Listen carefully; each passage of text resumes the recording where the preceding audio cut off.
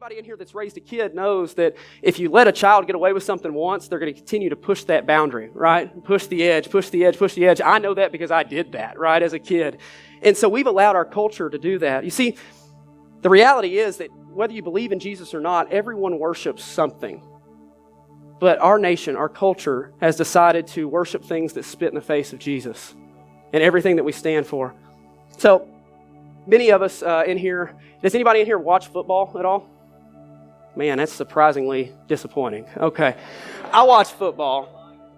Yeah, I watch football. I'm not a huge NFL fan, but the NFL season just wrapped up a few weeks ago on a Sunday with the Super Bowl. And just for sake of our illustration here, let's just say that you're all Kansas City Chiefs fans, right? They're the ones that won the Super Bowl. Yeah, would it be weird, though, if you claimed to be a Chiefs fan and you saw somebody else that claimed to be a Chiefs fan and you said, hey, what'd you think about the Super Bowl? And they said, well, I didn't really watch it.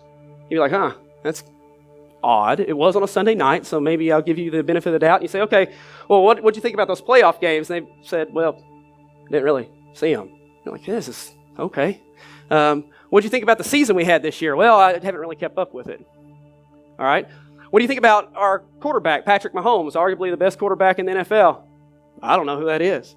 You'd start to question whether that person actually liked the Kansas City Chiefs, right? Because if they actually liked the Kansas City Chiefs, maybe they would have a little knowledge of the team.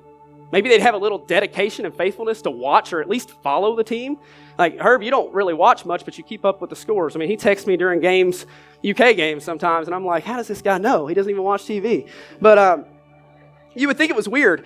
But I think the same thing the world can say about us. What about those of us that claim to believe and to follow Jesus, but we have very little knowledge, very little faithfulness? Hey, if it's a nice day and I want to fish, I'm not even going to church on Sunday. Or my kid's got a game today, I can't attend. Or fill in whatever reason we give ourselves to not attend church. We would almost expect our appearance to look like we believe in Jesus too, right? You're going to stand out a little bit. You're not going to talk or look or act the way the world talks, looks, or acts. Yeah, so we can make fun of the person in the illustration, you know, that random Chiefs fan, but guess what? In a more shocking sense, we do that with Jesus.